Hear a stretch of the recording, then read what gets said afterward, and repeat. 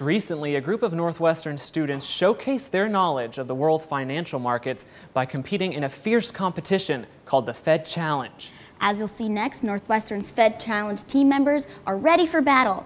They're also armed with a tradition of winning and an acute understanding of economics. While some Northwestern University students leave their classes, others begin another phase of their education. In the belly of Anderson Hall, a tradition is being upheld. It's just increasing the money supply beyond the point where the interest rate can decrease. Well, I would say the Fed directly affects the nominal interest rate, right? But we're talking about real effects. These Northwestern undergrads may come from different backgrounds and have disparate majors, but they have one thing in common. Why would buying that be different from buying a 30-year CDO? They love talking economics. Broad prices to increase. These are the members of the Northwestern University Fed Challenge team. Captain Daniel Wolf helped to choose the 5-member group. One of the things we thought about when picking the team was, we want to have diverse backgrounds. And so some people know a lot about finance, others know sort of more academic stuff about macroeconomics. So just bringing a lot of different minds into a room is really interesting, and you learn a lot from everyone. They talk about the real-life money markets while preparing for a mock Federal Open Market Committee meeting. Assets that had no value off the balance sheet, putting cash on the balance sheet, and getting these companies out of bankruptcy. So it's a 20-minute presentation where you have a PowerPoint and you're speaking about the economy, what you think the Fed should do, just sort of general overview of the economy. And then after that, they sort of quiz you on your speech. Northwestern has a long history of winning. Northwestern's team has never lost the Chicago round and has won the national competition, I believe, 3 of 5 or 6 years that it's been around. I have big shoes to fill, and we have big shoes to fill. So that's definitely sort of a nice motivating factor. Ravi Umarji is a senior in Northwestern's McCormick School of Engineering. This is his first year on the Fed Challenge team.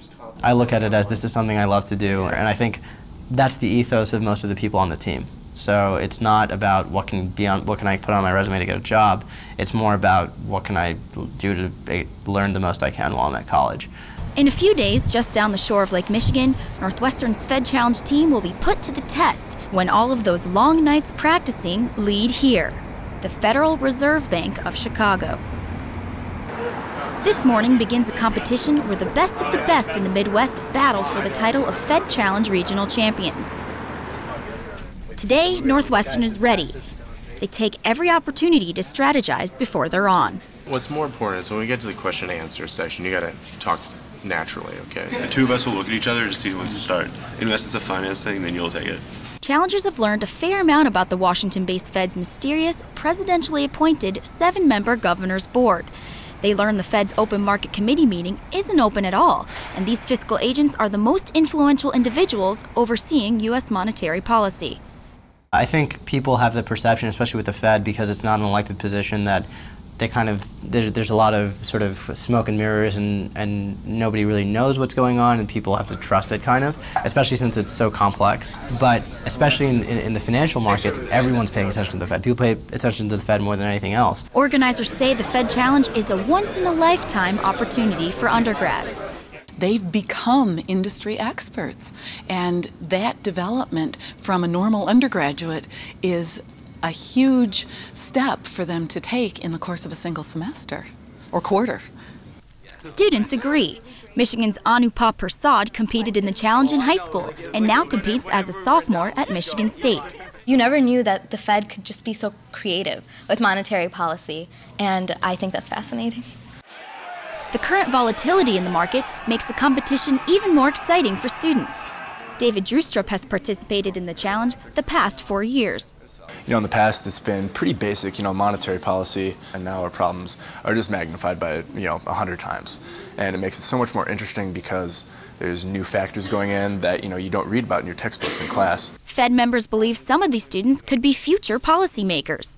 The students who are touched by it learn a lot about the Fed, learn a lot about the U.S. economy, and go on in life sort of with tools that are very difficult to acquire unless you dedicate this much time.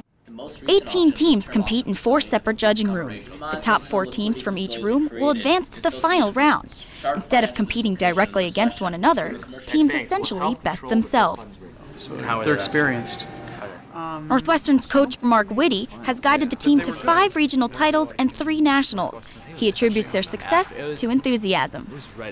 People are so interested in the Fed that they would spend their spare time preparing for a competition like this and reading Fed speeches and researching data and things like that. Yeah, it's very fun.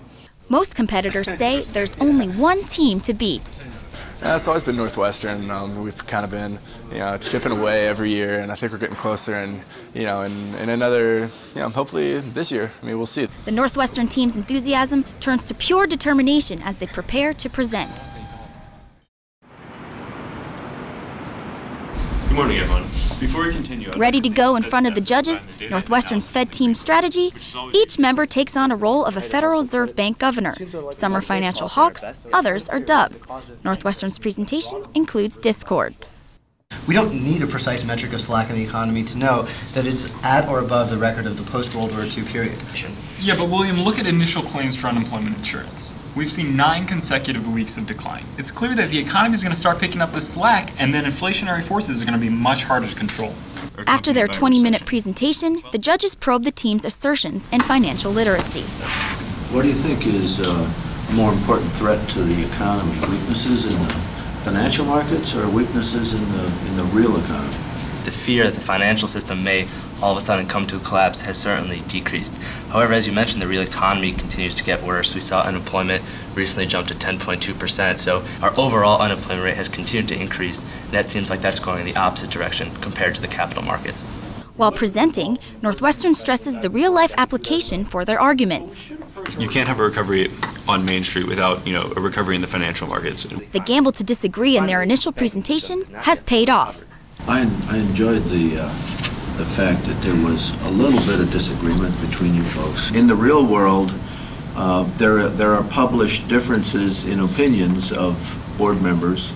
The first round is over. We got questions that we hadn't necessarily prepared perfectly for, but we both drew on each other's knowledge reserves and made a good showing. Critical thinking and public speaking skills are honed through the contest. Fed Challenge kind of makes you think on your feet a lot, and when a judge asks you a question, you have to figure out how you're going to phrase the answer to it, and that's one of the criteria that you're graded on, how well you answer the questions. The team's charge is to analyze the economy as of the day of the competition, incorporating all information up until today, and to make a recommendation for monetary policy. From Illinois 2 room, the team to compete, the winning team is Northwestern University. For the 6th time in 6 years, Northwestern moves to the Fed Challenge regional semifinals. The team quickly shifts back into high gear. What do you think you can improve on from this morning? I think probably it's the smoothness with which we read the lines in the script, because I know I stumbled a couple of points. We don't read lines in the script, which we recite. I'm liking your chances. I saw those other teams. I was like, they're good, but I think you guys match up well. In the final round, judges critique each team on the content of their presentation, their knowledge of the material, and their response to questions. First up, Iowa. Well, business activity has rebounded significantly over the past quarter. Then Michigan. This therefore provides for a secular change in household attitudes. Then defending champs Northwestern. A small positive inflation rate allows us to have a negative real interest rate. Is buying mortgage-backed securities the same from a monetary policy perspective as buying U.S. Treasuries? Last, another top contender, the University of Chicago. So deeply involved in their preparation, they've no time for any idle talk. In the end, to the repeated victor goes the spoils. The winning team in the 2009 Chicago Fed Challenge is team number 2, Northwestern University. Another win for the Wildcats, a long-held tradition intact. Congratulations. Thank you very much. Just weeks later, Northwestern traveled to Washington, D.C. for the National Fed Challenge competition, where they came in 4th.